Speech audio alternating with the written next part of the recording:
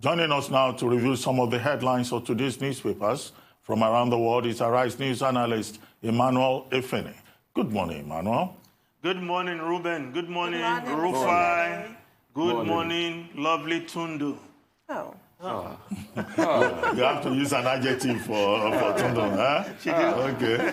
You've done well. Mr. Efeni, I'm clearing my throat. Yes, please do. Now, let's start with these day newspapers.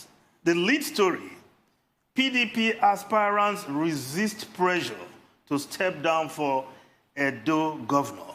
Wike, Tambuwal, Okowa, Obaseki meet. Gandom didn't resign for Rivers election, says NWC member. Rivers APC suspends national chairman Clement. IG deploys riot police personnel in Edo as APC holds primary today. And just add a photograph in front of this day newspaper to the mix. Is Lucky Igbenedion the new godfather? Is a question the editor is asking. And in that photograph, you have Lucky Igbenedion, former governor of Edo State, Philip Shuaibu, the deputy governor, Dr. Efeni Okowa of Delta State, a PDP governor of Delta State, and of course, Governor Obaseki. Now, if we just look at the Punch newspaper before we come back to discuss this, APC Edo set for showdown as governorship primary holds today. Gatherings.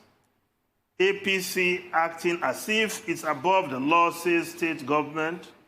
We don't need Obaseki's permission to organize our primary party. Rivers APC suspends Gado for flouting party directive. Yes, Obaseki has moved to the PDP, but getting the ticket, that is the next hurdle. The aspirants on the PDP side, they are not bending or ready to step down, according to this report. Perhaps they are just holding on for further negotiations, namely Gideon Ikine, Ogbeide Hama, and Kenneth Imaswagbon. They are saying they are not ready to step down for Obaseki. But talks are still on. Pressure is still mounting on them to do the needful, because as far as the PDP is concerned, Godwin Obaseki is a big fish, a big catch that should get the ticket because he has the clout to mount a challenge against the ruling APC. So that is where it stands. But will these aspirants eventually bow to pressure from all sides? Tambuwal is in town, is the chairman of the PDP Governors Forum. Of course, Wike is pulling the string from Port Harcourt. Okowa, nearby state, is just here short away, and he can just dash to Benin City, as we can see in that meeting, to also mount his own pressure. But this is where it stands. But again, today, APC is holding its primaries. What format is it going to take? Yes, they are doing the direct primaries. But according to the governor's gazette, not more than 20 persons should meet at a time. And the APC seem to be compliant because they're saying that at any given time, in any polling unit, both voters and those conducting the elections will not be more than 18. That is the position. Well, Emmanuel Efeni, I think as for the APC primary in Edo State today, we may just be looking forward to a coronation, if you like, a ratification of what seems like an unchallenged candidacy of Osage Ize-Iyamu. But Dubu is still in the race. Well, I mean, but at the end of the day... Just to make up the number? You can see where the pendulum is most likely to swing. But as you said, the Edo State government is protesting.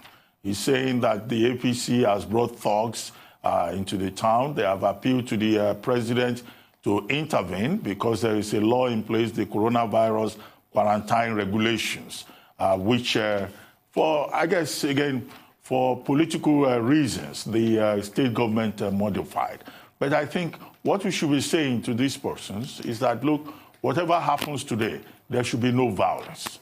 We do not want Edo State to become a theater of war, because the casualties will be mostly ordinary people, innocent people, whose interests these political gladiators say they are interested in. If they are truly interested in the people and their interests, then, of course, they should not inflict violence on anybody. So we appeal to them to make sure that it's a peaceful process. As for the PDP, well, I think that, there will be the matter will be resolved.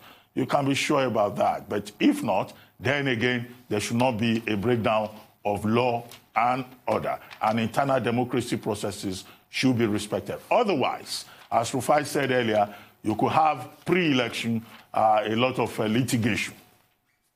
Well, if I may just move further, and I think Tundu and Rufai, you want to tackle this. APC suffers another loss. Daily Sun newspaper. Yes, in Ondo State, the deputy governor, Agbola Ajayi, has left the APC.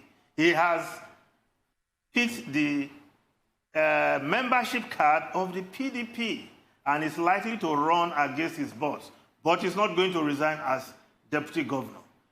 So what is going on? APC suffering another loss this time. Your guess is as good as mine. This has been in the works for a while. There's been tension. There's been all kinds of reports of people trying to mediate between Arakunrin Akeredolu and his deputy, Agbola Ajayi, who is a strong grassroots politician in Ondo State. So his decamping is a coup for the PDP. And yes, as you said, it's generally assumed that he will vie for the governorship ticket. But it just got so ugly when he was prevented from leaving his office. He was locked in for a period of time. I think that's completely unnecessary, and it's unfortunate. As Dr. Abati was saying, the point is, and we need to reiterate constantly, just to decrease these tensions from boiling points to at least simmering, because it's the people that suffer at the end of it all, if it is to erupt at all into violence. I mean, what I'll say concerning this is, I'd recommend a book for the APC to read, How PDP Fell. It's not published yet, but it's on the pages of our national daily, see if they can go back in time. Exactly the plot is playing out. When you do not have internal democracy, when you have wranglings, you start to see the offshoot of this in society. And I fear for the APC. A lot of people have predicted that the APC might not exist after President Muhammadu Buhari. With all of this indication, it starts to look through. Look at what is happening in Ondo State. Look at what the governor even came out to say yesterday was a lie, that the CP blocked the deputy governor from leaving.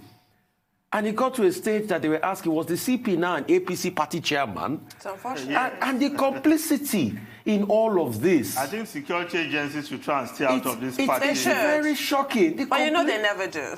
A complicity in all of this. APC should go back and fix his house. A lot of people have been coming for an NWC meeting. A lot of people have been coming for probably even a convention or something. This is the time for APC to fix up, because it's not looking good, and the PDP are lapping up all of this, and they're enjoying this attention. Well, when it suits the governors, they will say they are not in charge of the police, but we can see the Commissioner of Police doing the bidding of the governor in Ondo. But let's move on to other subjects. Nigerian Tribune. Federal government pays 4.6 billion naira to 55,031 health workers, 9 billion for life insurance. The doctors are going back to work today. Thank God they've been able to at least meet them halfway, and of course, other aspects of their demands should be taken care of in due course without reneging. We hope government will keep to their promise this time around. That's always the key, isn't it? Well, I mean, I hope that government will seize the opportunity to address their grievances, particularly now that the governors are playing the role of a mediator. And I hope that the Minister of Health, the Minister of Labor will tone down their rhetoric. Anyway, thank you very much, Emmanuel. Thank you so much. Thank you.